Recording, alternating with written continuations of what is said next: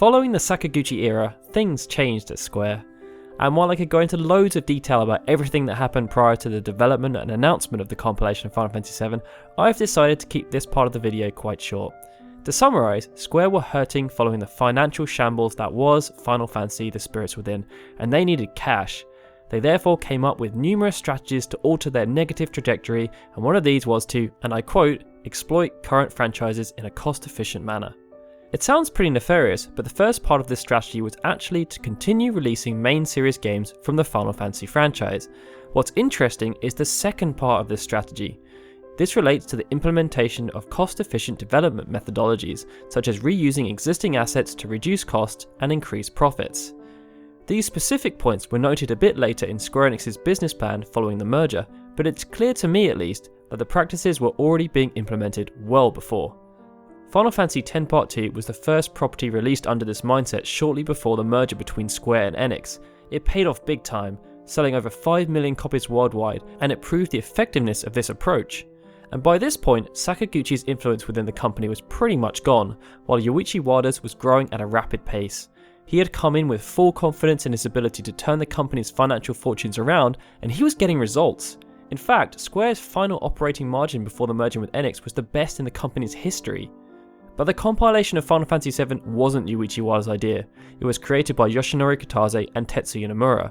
Wada just laid down the seeds and created an environment where their ideas could grow and then flourish. Because in a wider sense, Nomura and Kitase were working under the overall strategy for the creation of polymorphic content, which would see properties expanded into movies, mobile games, online games, spin-off titles, magazines, CDs, wallpapers, avatars, you name it, they were going to do it. Years later, in 2008, Wada even noted that with a franchise like Final Fantasy, you need to get quote-unquote all the juice possible out of it. He further commented that they would use the polymorphic content strategy to do this by stating that it enables them to sell consumers what they really want in terms of concept, something that appeals to them several times over. The compilation of Final Fantasy VII was the guinea pig for this, and due to its success, it has continued.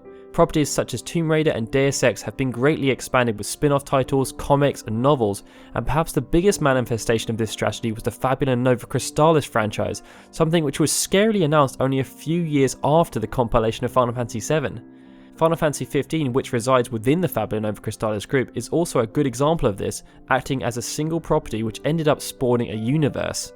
Throughout this video, we're going to detail just how crazy the compilation of Final Fantasy VII ended up becoming, because while it's nice that, as Nomura stated in a recent commentary of Polygon, that they only wanted to release 4 spin-offs so that they wouldn't oversaturate the market, we have to appreciate that those 4 titles ended up spawning a load of other things.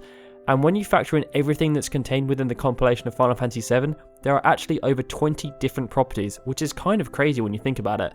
I'll admit that some of them are a little loose in terms of what they added, but my rationale is that without the compilation, they likely would not have existed, so I'm counting them. To note, we are excluding Final Fantasy VII International from this list because, well, it came into existence well before the compilation was even a pipe dream. Anyway, we're now going to run through every single one roughly in release order, although I must state that due to the sheer quantity of items, we're going to be splitting this into a 2-part video. For this first part, we will be starting with Before Crisis, Final Fantasy VII. Although the compilation of Final Fantasy VII was announced with the reveal of Advent Children on the 26th of September 2003, it was Before Crisis that ended up being the first property from the compilation that was released. As disclosed in Game Developer magazine, development of Before Crisis actually started in late 2002. It was the brainchild of Tetsuya Nomura, who wanted to explore whether it was possible to create an action RPG that would work on mobile phones. After they decided that yes, they could, they went on to the story concept. Now, even though there had been a loose mandate from the higher-ups of exploiting Final Fantasy VII, Nomura decided the game would not focus on any of the prominent protagonists, and it wouldn't be a sequel. Instead, he wanted it to be told from the perspective of the Turks, 6 years prior to the events of the main game. With the scenario established, Square Enix new boy Hajime Tabata was then placed in the director's chair to ensure that there would be a consistent direction for the game's design, and as a fun fact, it was actually Tabata who came up with the name Before Crisis. The game ended up being released on the 24th of September 2004 as an episodic title. Over the course of its lifetime, there were 24 different episodes, with 2 extra epilogues and 3 extra special missions for the legendary Turk, Reno, and Seng. The final episode released 1.5 years after the game's launch on the 1st of April 2006, but the game still continued to receive updates even after the story content finished. Weapon mode was added soon after, which introduced Jade Weapon, a weapon that was actually awoken years before the ones we saw in Final Fantasy VII. The developers also added Battle Square, Battle Tournament mode, Easy mode, and Hard mode. This was all achieved with 15 contractors and a core staff of just 18 people, some of whom have gone on to achieve big things within the company. Hajime Tabata, of course, was most recently the director of Final Fantasy XV. Takahara Ishimoto went on to be the principal composer for Crisis Core, Dissidia, and Final Fantasy Type 0, and Sachi Hirano went on to work as a scenario writer on Final Fantasy XIII and also came up with the base story for The World Ends With You. Even though it was the first property released in the compilation, Before Crisis remains the only one of the 4 main parts that never got released outside of Japan. There were plans to release it in North America, but mobile phones were deemed subpar and those plans eventually got shelved. In more recent times, Hajime Tabata had spoken about his desire to re-release the game on Nintendo 3DS, but since then there's been nothing. Final Fantasy VII Snowboarding. Next on our list is Final Fantasy VII Snowboarding, which is a bit of an oddball for numerous reasons. For one, although it's based very much on Final Fantasy VII, it's not an official part of the compilation. And that's kind of because the game was very much a North American initiative as opposed to a Japanese one, and in a weird twist of fate, it was therefore 3.5 years before Japanese audiences were able to play this on their mobile devices. It was actually only available to play on a few different mobile phones, and it was a near identical remake of the snowboarding minigame that appears in the Gold Saucer and near Icicle Inn. To spruce things up a little, they added a few different models and courses when the game released on the 8th of April 2005. The Maiden Who Travels the Planet. Prior to the release of Advent Children, Square rightly felt that fans would start replaying the original game as a way to reconnect with the Final Fantasy VII universe. They produced numerous properties to help with this, and 2 of them came from Studio Bent staff who had been making the Ultimania Guidebooks for Square since 1999. Final Fantasy VII, of course, didn't ever receive an Ultimania when it released, so the release of Advent Children was seen as the perfect time to put out the Final Fantasy VII Ultimania Omega. This would help expand the lore and provide new information about side stories, bosses, and amendments to the universe. Inside was also a novella called The Maiden Who Travels the Planet, and in a somewhat surprising move, it wasn't written by Najima. Instead, Nomura commissioned Benny Matsuyama, the co-director of Studio Bent staff, to write the short story. The book itself is told from Aeris' perspective in the third person, as she is coming to terms with her new disembodied state as part of the livestream, with her consciousness still intact. Here, she is able to speak to souls who have died, such as Zack, Professor Hojo, and Jessie. It was produced to help explain how Aeris is able to appear in Advent Children, despite obviously being killed in the main game. On the Way to a Smile, Case Denzel, Tifa, and Barrett. In addition to the Ultimania Omega and the novella, Square Enix also looked to produce another collection of short stories called On the Way to a Smile. The first story, called Case of Denzel, was released on the official Advent Children website in September 2005, and it's actually still live to this date. It focused on a new character to the Final Fantasy VII universe called Denzel, and it took place shortly before the events of Advent Children. This particular story was used to introduce the geostigma disease. This was followed up by Case of Tifa, which was actually featured exclusively in another property called the Final Fantasy VII Advent Children Prologue. As a slight segue here, the Prologue was yet another book, and it released on the same day as the movie. It contained further explanations for the story as well as character digests. Anyway, Case of Tifa focused on her experiences during Final Fantasy VII. It sees her return to the Forgotten City, to the site where Aeris was laid to rest, as well as Calm, where she informs Elmira Gainsborough, Aeris' adoptive mother, about her passing. To tie in with Advent Children, it covers the opening of Cloud's delivery service and Tifa's relationship with Marlene, Barrett's adoptive daughter. Case of Barrett was part of the same promotional campaign, but it didn't release alongside Advent Children in Japan like the other two. In fact, it came 2 years later on the 20th of February 2007 as part of the limited edition box set that released in North America and Europe. It was featured in a 72-page book alongside Case of Denzel and Case of Tifa. This story focused on Barrett's search for meaning in his life. It leads to him working with Sid on a new airship that, once they learn about geostigma, they believe may help transport a potential cure to people around the world.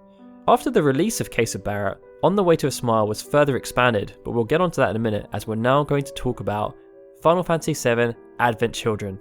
Advent Children was the first part of the compilation of Final Fantasy VII to be conceptualized, and after seeing how well Final Fantasy X Part 2 did, questions started to surface about the potential for a sequel to Final Fantasy VII. In late 2002, Katase dodged some of these questions quite efficiently by saying that their plans weren't set, but we know that they started work on Advent Children towards the start of 2002. The film was produced at Square's Visual Works studio, who had made a name for themselves by creating cutscenes for many of Square's games, and they actually started with Final Fantasy VII. Advent Children represented the first time they would work on a full-length feature film, although it didn't quite start out that way. The initial concept was for Advent Children to be a 20-minute short film about Cloud receiving a mysterious message from various children, but the scope continued to grow. When it was initially announced, the runtime had grown from that 20 minutes to approximately 60 minutes, and upon release, it was 101 minutes.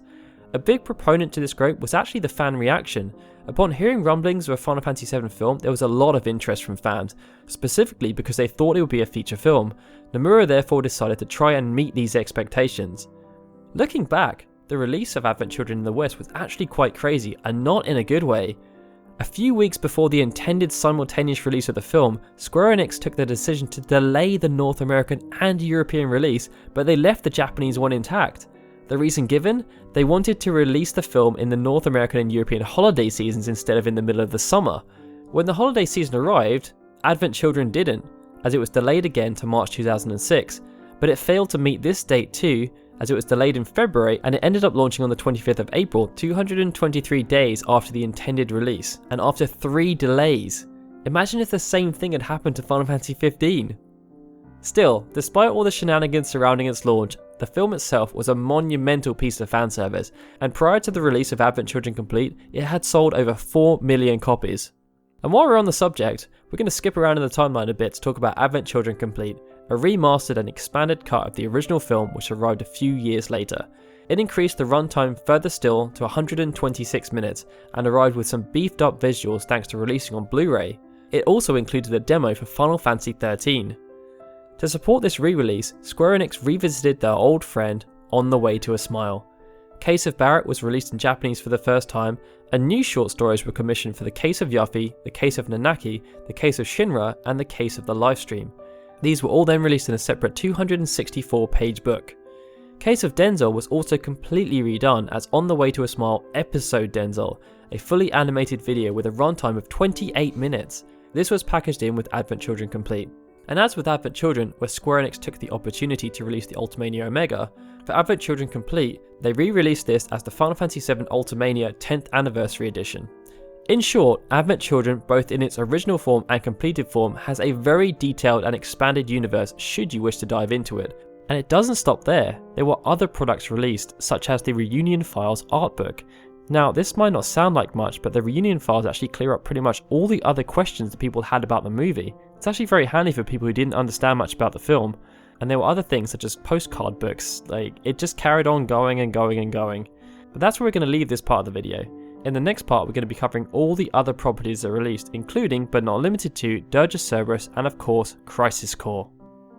Did you guys know that the compilation of Final Fantasy VII was this extensive, even without getting beyond Advent Children? I'm genuinely curious to know how many of you guys absorbed all the different books, short stories, and the wider lore that was created after the decision to expand Final Fantasy VII. If you did, what was your favourite part? Let us know in the comments below, and if you enjoyed this video, as always, please hit that like button. As I mentioned before, we will be publishing a second part of this video pretty soon, so be sure to keep your eyes peeled for that. If you subscribe, you'll get a notification instantly. Also, if you'd like to see this channel continue to grow, please consider checking out our Patreon at patreon.com/ffunion. These guys have already done so and they have access to some pretty cool stuff. Alright guys, this is Daryl signing out. I'll see you next time.